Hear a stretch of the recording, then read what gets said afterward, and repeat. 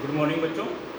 आज हम लोग नेक्स्ट सेक्शन पे डिस्कशन करने जा रहे हैं। उसका नाम है रॉलेट एक्ट। ठीक है, रॉलेट एक्ट। इसके बारे में जो पृष्ठभूमि है उस पृष्ठभूमि के बारे में हम थोड़ा बताना चाहेंगे। लास्ट लेक्चर में हमने आपको बताया था कि गांधी जी ने बिहार के चंपारण में एक पीजेंट मूवमेंट था, इंडिगो प्लांटर्स का मूवमेंट था, उसको वो सक्सेसफुली ऑर्गेनाइज कर चुके थे। उसके बाद गुजरात के खेड़ा जिले में खेड़ा किसानों का मूवमेंट था जो रेवेन्यू डिमांड को लेकर था, रेवेन्यू डिमांड को लेकर था। उसको भी उन्होंने किसानों की जो कर्ज माफ़ी थी उसको कम करने का प्रयास किया, सरकार के द्वारा उसको कम कराया। फिर उसके बाद उन्होंने एक और मूवमेंट किया जो अहमदाबाद कॉटन मिल वर्कर्स का मूवमेंट था। कॉटन मिल वर्कर्स मतलब सूती कपड़ा मिलों में जो मजदूर काम कर रहे थे उनका मूवमेंट था। उनके मूवमेंट के दौरान उन्होंने ये समझ लिया था कि भारतीय जनमानस एक नए आंदोलन के लिए धीरे धीरे ही सही बट तैयार हो रहा है। उसी संदर्भ में वो एक नेशन वाइड सत्याग्रह, राष्ट्रव्यापी सत्याग्रह ऑर्गेनाइज करना चाह रहे हैं। ठीक है, फिर उसके बाद जो रॉलेट एक्ट है, ये रॉलेट एक व्यक्ति थे, रॉलेट सर सिडनी रॉलेट, जिन्होंने इस कानून को बनाने का, फ्रेम करने की जो उनकी उपलब्धि है उसके लिए इस नाम से उसको इस नाम से जाना जाता है कि रॉलेट एक्ट है, sir Sydney Rowlatt, sir Sydney Rowlatt. ठीक है, फिर उसके बाद इंपीरियल लेजिस्लेटिव काउंसिल, कौन सी थी? इंपीरियल लेजिस्लेटिव काउंसिल, उसने जो है इस रॉलेट एक्ट को पास कर दिया, रॉलेट एक्ट को पास कर दिया। लेकिन क्या था, इंडियन मेंबर क्या कर रहे थे? अपोज कर रहे थे। उनके विरोध को क्या किया गया? नकार दिया गया, नकार दिया गया। तो उन्होंने, ब्रिटिश सरकार ने रॉलेट एक्ट को पास कर लिया। यहां तक तो ठीक है, लेकिन उसका रीजन क्या था रॉलेट एक्ट को पास करने का? रॉलेट एक्ट को पास करने का रीजन था पॉलिटिकल एक्टिविटीज को बैन करना। पॉलिटिकल एक्टिविटीज जो राजनीतिक गतिविधियां होती थी उनको बैन करना था। और दूसरा क्या था? पॉलिटिकल प्रिजनर्स, जो राजनीतिक कैदी थे, जो राजनीतिक कैदी थे, without trail for 2 years, without trail, कोई जमानत नहीं, किसी जमानत के बिना उनको 2 साल तक जेल में बंद करके रखा जाता। ये इस कानून के 2 मेन फीचर्स थे, 2 मुख्य बातें थी। और इसमें जो स्वतंत्रता आंदोलन के लीडर्स थे, नेता थे, उन्होंने इसका तगड़ा विरोध किया, बहुत जबरदस्त विरोध शुरू हो गया भारत में। इसको कहा गया बिना अपील, बिना वकील, बिना अपील, बिना वकील, बिना दलील का कानून है। अपील, दलील और वकील तीनों के बिना एक कानून था, इसलिए इसका विरोध किया गया। ठीक है, तो गांधी जी क्या चाहते थे? गांधी जी क्या चाहते थे? वो नॉन वायलेंट सीडीएम चाहते थे। नॉन वायलेंट सीडीएम का मतलब है अहिंसात्मक रूप से सविनय अवज्ञा आंदोलन, अहिंसात्मक रूप से सविनय अवज्ञा आंदोलन गांधी जी चाहते थे। तो फिर उसके बाद क्या हुआ? 6 अप्रैल एक डेट रखी गई, 6 अप्रैल एक डेट रखी गई जो हड़ताल का दिन था। किसका दिन था?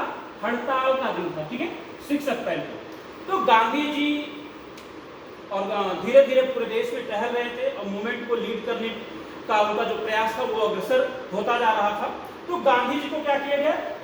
जो 10 अप्रैल की डेट थी, 10 अप्रैल की डेट थी और बैन कर दिया गया दिल्ली में घुसने के लिए। घुसने से ही उनको मना कर दिया गया, दिल्ली में उनकी एंट्री नहीं हुई। तो ये मूवमेंट धीरे धीरे और लार्ज स्केल पे फैलता चला जा रहा था। शहरों में रैलियां हो रही थी, जुलूस निकल रहे थे, हड़तालें हो रही थी। उसी के संदर्भ में जो एक्शन हुआ, इसकी प्रक्रिया क्या हुई रॉलेट एक्ट के संदर्भ में? वो एक्शन कहाँ होता है? आपको दिखाई पड़ता है अमृतसर। अमृतसर कहाँ पे है? अमृतसर पंजाब में है, holy city of Sikh religion, और वहाँ पे स्वर्ण मंदिर भी है। वो एक तरह से जो रैली, जो स्ट्राइक थे अमृतसर में हो रहे थे, लोकल लीडर्स उसको लीड कर रहे थे। लोकल लीडर्स मतलब जो स्थानीय नेता थे वो लीड कर रहे थे उसको। मास्टर दा के नाम से विख्यात सूर्य सेन, वो जो है उसको लीड कर रहे थे। तो लीड करने के दौरान सरकार को लगा कि अगर इसी तरह से ये मूवमेंट फैलता चला जाएगा, अगर इसी तरह से ये मूवमेंट फैलता चला जाएगा तो हमें उसको दबाना आसान नहीं होगा। तो सरकार का कोशिश थी कि बैंक, पोस्ट ऑफिस, रेलवे, इन सबको बचाया जाए, जो कम्युनिकेशन के साधन थे, जो संचार के साधन थे, उसको बचाने का प्रयास किया जाए। ये पूरा का पूरा उनका सिनेरियो था। तो उन्होंने क्या किया, उन्होंने मार्शल लॉ लागू कर दिया गया। मार्शल लॉ लागू कर दिया गया। मार्शल लॉ का मतलब होता है ऐसी जगह जहां भीड़ भाड़ नहीं होनी चाहिए। एक तरह से सेक्शन 144 आज के समय में अगर देखो तो सेक्शन 144 है, उसका मतलब है कि 4 लोग एक जगह इकट्ठा नहीं हो सकते। तो ये मार्शल लॉ इम्पोज कर दिया गया। उसकी कमांड किसको मिली, जनरल डायर को। किसको मिली, जनरल डायर को मिली। आगे क्या होता है, आगे 13 अप्रैल बैसाखी का दिन था। बैसाखी जानते हो कि पूरे भारत में एक फेस्टिवल के रूप में मनाया जाता है। कहीं जो है एक तरह से ये फसल कटाई का त्यौहार है बैसाखी। और लोग जलियांवाला एक बाग था, स्थान था, जो चारों तरफ से दीवारों से घिरा हुआ था। उसमें कहीं से कोई निकलने का रास्ता नहीं था। और वहां पे कुछ लोग रैली और जुलूस भी निकाल रहे थे। ग्रामीण भोले भाले लोग वहां पे आए हुए थे मेले में। तो जब जनरल डायर को पता चला कि यहाँ पे बड़ी भारी लोगों की भीड़ इकट्ठा हो रही है, उसने जो है उस बाग को चारों तरफ से घेर लिया। उसने उस बाग को चारों तरफ से घेर लिया। घेरने के बाद क्या हुआ, उसने जो है फायरिंग करवा दी। तो फायरिंग करवा दी, बहुत सारे लोग मारे गए। सरकारी आंकड़ों में तो 300, 350, 400 के आसपास था, लेकिन उसमें हजारों लोगों के ऊपर मारे गए। तो ये वहां पे जलियांवाला बाग जब इंसिडेंट हुआ, और फिर उसके बाद जो नेशनल लीडर्स थे, चाहे वो महात्मा गांधी हो, चाहे वो जो है दूसरे लीडर्स थे, बाल गंगाधर तिलक वगैरह हो, या देशबंधु चित्तरंजन दास हो, या गोपाल कृष्ण गोखले हो, बहुत सारे लीडर्स। गोपाल कृष्ण गोखले तो शायद नहीं थे उस समय, ठीक है। और फिर उसके बाद जो है वहां पे बड़ा तगड़ा विरोध प्रदर्शन शुरू हो गया। पूरे देश में रैली, जुलूस, हड़ताल प्रारंभ हो गई।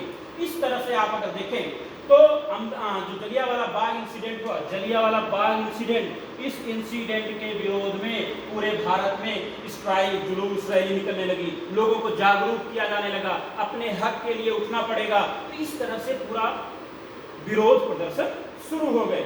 उसी समय पंजाब की, तब का पंजाब, आज गुजरांवाला पाकिस्तान में है। वहां पे ब्रिटिश सरकार ने बम गिराए। बहुत ब्रूटल रिप्रेशन चल रहा था एक तरह से ब्रिटिश सरकार के द्वारा।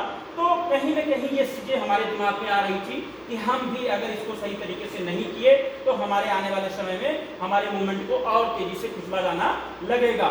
फिर गांधी जी क्या करते हैं, कॉल्ड ऑफ मूवमेंट।